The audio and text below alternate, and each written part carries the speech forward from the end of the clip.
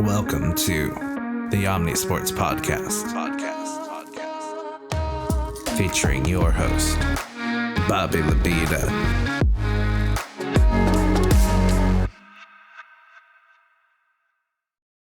Hello and welcome in everyone to another episode of the Omnisports NBA podcast. I'm your host, Bobby Labida, back with week 31 action. I think it's 31. I don't know. Numbers don't make sense anymore. Time is made up and everything is just imagined. We're all collectively hallucinating.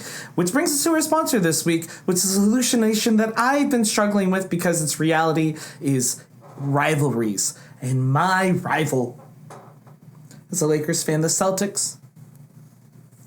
They're in the finals.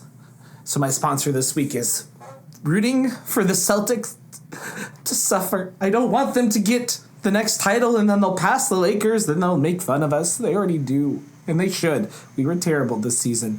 But it's okay.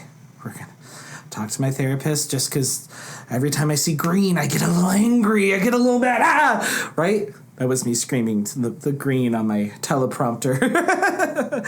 But this week's episode, we're going to be going over some news and notes. We're going to recap what happened in the Eastern and Western Conference Finals, but we will mainly be previewing the finals matchup, which I told you last week who it likely would be. And spoiler alert, I was right. And at the end of the pod, we'll talk about what's going down the pipeline for the future of this podcast and Omnisports, just to kind of keep y'all abreast of the situation. But without no further ado, let's get to our news and notes.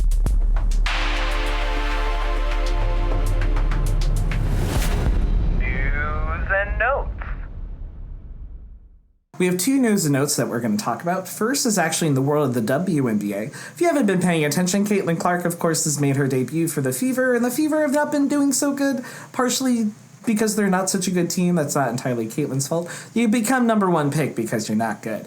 But she's been played very aggressively. She's been, when it comes to defense, pretty much one of the most trap players when it comes to statistics. But recently, in a match between the Fever and the Sky, Chennedy Carter kind of pushed her from the back, which led to a big sort of discussion in the NBA or WNBA basketball world. Some people saying Caitlin Clark's teammates need to step up and defend her because she was basically pushed in the back. Following the game, Chennedy and her coach were basically like, we're not talking about this incident.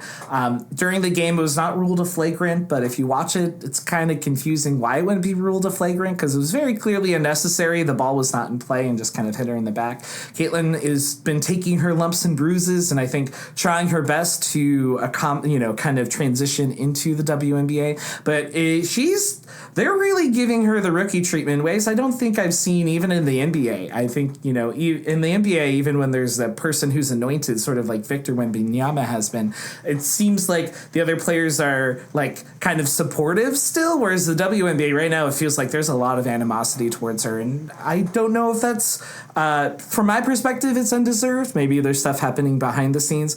I don't think it's her fault she's popular. I don't think it's athletes' faults that they have fans, right? So I would never want to hold that against them, and especially she's bringing a light to the WNBA. But it's very clear that she seems like she's ruffled some feathers in the short time that she's been in the WNBA, given all that's been happening. But in sad news, we have to report that Luke Walton unfortunately passed away. Sorry, not Luke Walton. Bill Walton. Oh my goodness. Mistake. Bill Walton unfortunately passed away. He was a two-time champion. He was a member of the Hall of Fame. And Luke Walton, who I mentioned before, was his son, who was a basketball player who played and was also a coach, though not a very successful coach. However, Bill Walton was very successful in all the roles that he played in the NBA, and he was 71 years old and passed away with cancer, which is really depressing. It's actually interesting if you look at basketball, like the number of MVPs that are still alive, pretty much all of them are still alive. A lot of the old heads are still alive because basketball is still a new game. So it's a newish game, so it's always extra sad when you see someone like this pass, because it feels like, oh, this is one of the first greats that's, not one of the first, but, kind of one of the few greats that's passed away. Storylines of the week. All right, now we're going to be talking about the Eastern Conference, Western Conference, and then we'll do a finals preview. We're going to do it all in one take. No editing here because YOLO. First, the last time we talked, the Pacers were up 3-0, and I said that they would probably sweep, and they did. The Pacers ended up winning their next game. It was a close score. It was 105-102, and so they barely pulled it out. It was the same story, it felt like, as Game 3, where the Pacers had a lot of energy, they were ahead, and you just kind of knew the Celtics would get themselves back into it. Tatum played a good series. Jaylen Brown had the best series, though, and ultimately was rewarded as the Eastern Conference Finals MVP, and it was well-deserved. He played out of his mind a couple of games, had some really great offensive performances, and that backcourt of Brown and Tatum is really good defensively. I think the Celtics are really, they look really good. I think they don't necessarily will have the best player on the court when against whoever they're playing, or even the top two best players, but it almost doesn't matter because the Celtics are so good. Like, all of their starting players are, all-star caliber, fringe all-star caliber players. There's no duds in the Celtics team. They have a lot of great two-way players. Everyone can play defense. Everyone can do a little bit on offense, and they're well coached. Joe Mazzulla is a freak. He's a little freak, and it's working out for the Celtics. And I think you're going to see a very competitive team that's ready. I think they have a different mindset than they've had in the past. I think the Celtics of old find a way to make this a 6-game series against the Pacers, because the Pacers looked in almost every game except for one, despite the fact they were swept. And so, yeah, but before I preview how I think the Celtics will fare and give you my finals prediction, let's talk about the West. So the last time we talked, it was 2-0 when I recorded, and the Mavs ended up winning the next game, making it 3-0. The Timberwolves, trying to ensure that they wouldn't get swept, won Game 4, 105-100. The Timberwolves have never been swept in the playoffs, and they made sure to keep that up. But that seems like all the Timberwolves were interested in, because the Mavericks absolutely crushed them in Game 5, 124-103, and that score implies that it was closer than it was. It was absolute curb stomping, because Luka Doncic he's an angry man, and he likes to play angry. I guess a player early on, not a player, a fan early on in the Minnesota game waved a handkerchief to Luka, calling him a whiner. And after he scored 20 points in the first, more points than the Timberwolves did, he screamed to the fan at some point during the game, "Who's crying now, motherfucker?"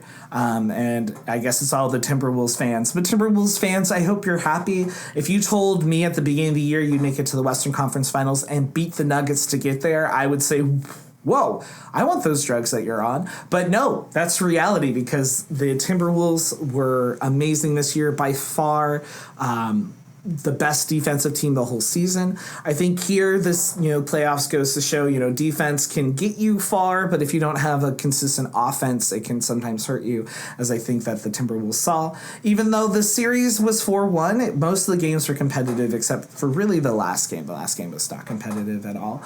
So if you're the Timberwolves, I think you're tired from facing the Nuggets. They looked like they were tired the first couple of games, really beat up. And now the Timberwolves have that experience. I wonder if Chris Finch, his leg injury, I doubt that plays a factor, but I'm sure, all those little things hurt when it comes to a series itself. And Luka Doncic won Western Conference Player, as he should have. Another notable a stat from this series is Derek Lively went 16 for 16 in this series, which beat the record of perfect field goal percentage by quite a bit, because the best series prior was 10 of 10. So he doubled it, which is absolutely crazy to think about. So now on to previewing the finals. And this finals is so exciting, I think, for a couple reasons. First, you have two teams that haven't won recently, even though I besmirch the Celtics winning because they would put their one title above the Lakers. They haven't won in a while. They haven't won since 2008, I believe. So as a result, I think it is absolutely interesting, the Mavs have actually won a championship more recently than the Celtics, as they won it in 2011. So you have two teams that have won before, but not in a while, and definitely not with anyone that's currently on the team. And so it feels fresh. As I talked about in my episode with Zach in the baseball podcast, I think sports, especially the NBA, has solved a lot of their parity issues, right? I think you see the fact that we aren't going to have a back-to-back champ for the first time, we still haven't had that for a while since the Warriors, I think is the sign of a healthy league. Like in the NFL, a team has never three-peated. I'm keeping the cough, I don't care. But in basketball, that's, pretty common historically. There's been a three-peat almost every decade, except for, starting in the 2010s that we didn't have that in that decade. And so kind of looking first at the Celtics and then the Mavs teams itself, you have the Celtics team, which has some finals experience. They have a lot of playoff minutes under their belt. You have Tatum and Brown, who were on the Celtics team that made to the finals previously. You have Drew Holiday, who has playoff experience, championship experience with the Bucks. You have Derek White, who just plays the game the right way. You have Porzingis, who doesn't quite have that playoff experience as much as the other players. However, I think the big question mark for Porzingis is coming off this injury. He didn't play at all in the conference finals. If he'll be ready to go, I imagine he will be. The timeline seemed like he would have been able to play in the Eastern Conference Finals, so I imagine that seeing how if you're up 3-0, why bring in your person that could get injured? You might as well let them rest and, make sure the rest of the team can take care of business. So the Celtics are really good defensively, and I think they will offer some resistance to the Mavs. However, I'm worried for the Celtics in terms of their offensive capabilities. I think their offense is really stellar, but sometimes they get a very, very three-happy in a way that I think is problematic. And what I mean by that is I feel like when they're stressed, they're more likely to take threes, sort of like out of fear, which is good when you're in clutch, but I don't feel like the Celtics are necessarily, they've been good this year and better when it comes to clutch minutes, but I still don't trust them yet. And I'm worried in a long series, especially if it gets tighter, if they're down, if they might push. And when they start pushing, you see bad shots. Because the Celtics are successful because they're such a good passing team, they can open up, easy shots for their teammates. I'm worried that they'll start forcing it, and if that happens, I think you're going to see some issues with the Celtics and some breakdowns. So I don't think either team will sweep. Oh, before I say that, before I say my prediction, I should talk about the Mavs. Now you have the Mavs, who I have been higher on than I think a lot of people. I had them when I did a power rankings episode earlier this year. I had them as like my 2024. I had them as like my 5 or my 6, and that was back when they were like the 6 or 7 seed because I saw the vision and I had a vision and I saw the vision. No, that's not true. But with the Mavs, I think you have Luka, who is got that killer instinct. He loves playing on the road. I think Boston is a hard place to play in, and I think it's perfect for Luka. I think Boston fans will be, understandably, as they are usually toxic, and Luka will be twice as toxic back. That's what I feel like Luka is. Whatever toxicity you give him, he's going to deal it back. He yelled at Snoop Dogg in the last game. He yelled at Snoop Dogg. Who's crying now, motherfucker? On top of the fan, and Snoop was just like, bro, why are you harassing me? Why are you doing my team so dirty this way, right? So I feel like Luka is out for blood. Kyrie has been playing very mature basketball. He has been high motor on defense, and I'm really excited to see how these guards match up with each other. You have, Tatum and Brown, a great defensive backcourt, and you have Kyrie and Luka, one of the best offensive backcourts in NBA history. Steve Van Gundy got some hot water for saying they're the best backcourt in NBA history. I think it's a little early to make that claim. Give me a championship or two. But when you think of offensive potential with Kyrie and his ball handling skills, and Luka with his ability to predict and see the future with what with what defenses are, you have a very, very powerful combination. And I think what makes the Mavs interesting is that they have kind of two modes, right? Because Luka and Kyrie are able to create space for their teammates. You're either getting a bunch of high percentage shots, aka Derek Lively going 16 for 16 in, you know, the Western Conference Finals, or you get these threes. And when Luka's hot like he was last game, where, you know, he's making, you know, 5 of 6 threes in the first quarter or something like that, like, what are you going to do? Especially Luka was making them from the logo. It felt like he woke up that day and said, I am going to hurt the people of Minnesota, and they're just going to have to deal with it, because that's what I want. That's what Luka Doncic wants. I want pain. He wants pain. He wants pain. That's what I think Luka was interested in. Now, on to my predictions for this series. I think this will definitely not be a sweep by either team. I think even though there's only been one game, one finals series that has gone to 7 in the last decade, I think we're going to have 7 games here. And I think the Mavs will win in 7. That is my formal prediction. And here is why I think this. I think you have two teams that can get very hot or cold on offense, and I think you're going to see that throughout this series. The defense is where it gets really interesting.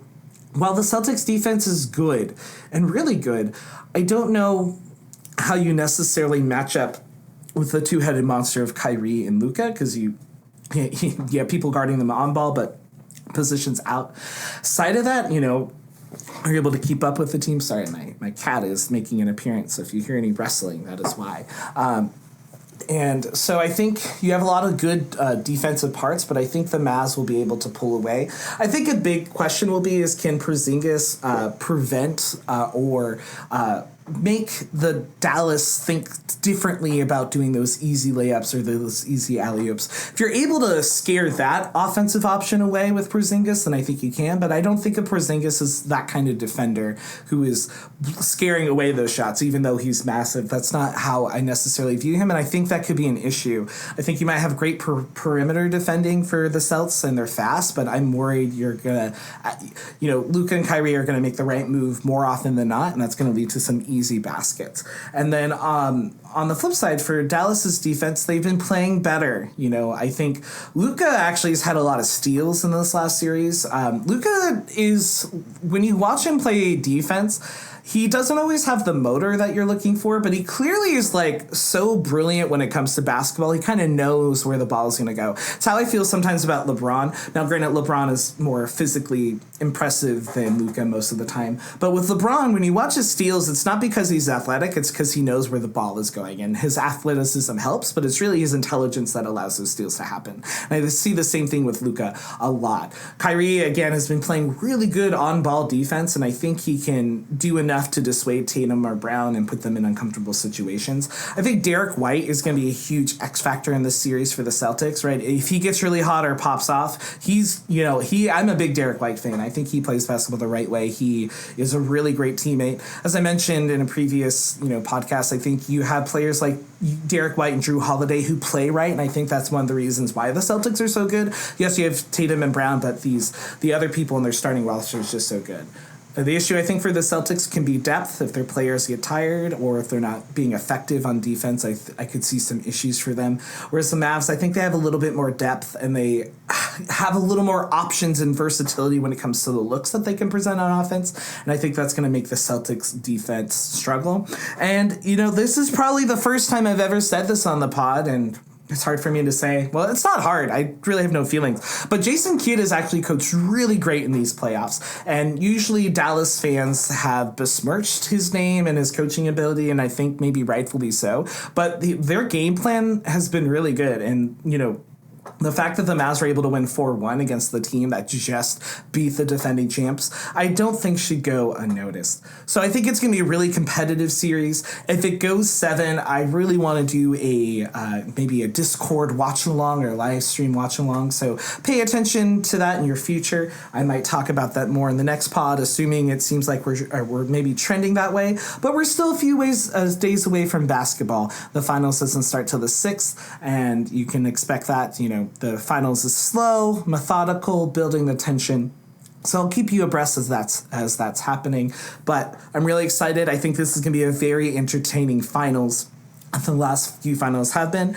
And, my favorite thing I'd say about the last 5 or 6 years of basketball is going into the finals, I don't know who's going to win. And, from like the 2000s to like 2017 or 2000, until the Cavs beat the Warriors, it always felt like you knew who was going to win. And since then, it's always felt like kind of unpredictable. And that's why we love sports is if it was predictable, right, there'd be no interest, there'd be no shock, there'd be no intrigue. All right, thank you so much for watching or listening to another episode of the Omnisports NBA podcast. I'm your host, Bobby Labita. Going forward, potentially this pod might shift. I could see a world where this becomes more of a weekly sports, what's going on in the world of sports, and talk about different sports. As basketball is starting to come to a close, I was originally thinking I might do a WNBA podcast, but I think I might more likely do a global situation or a bunch of different sports and talk about them generally, sort of like an ESPN recap, how they used to be of what's going on in the world of sports, just because I don't want to force content. And if you have been paying attention to the Omnisports universe, my Omnisports International channel,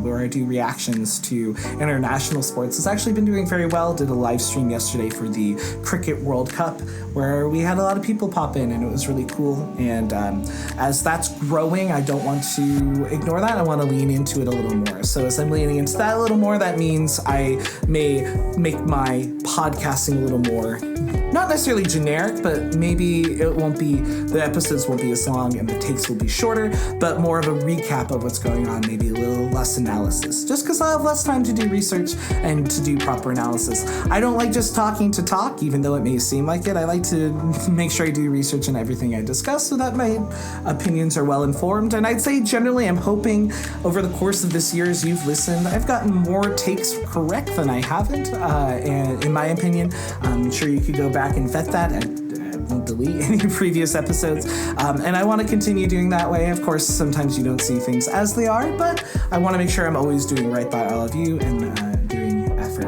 Also, on the previous podcast giveaways, they are still live and active. There is one guest that was correct, but as that guest was my fiance, I would rather, I guess I could give her the photo, but I'd rather not as well. So the last pod, I gave you instructions on how to win all 3 giveaways. So if you want to go back and check that out, you can. So again, once again, everyone, thank you so much for being here. I couldn't do this without you. And being able to talk sports is truly my favorite part of every week. And I hope you have a wonderful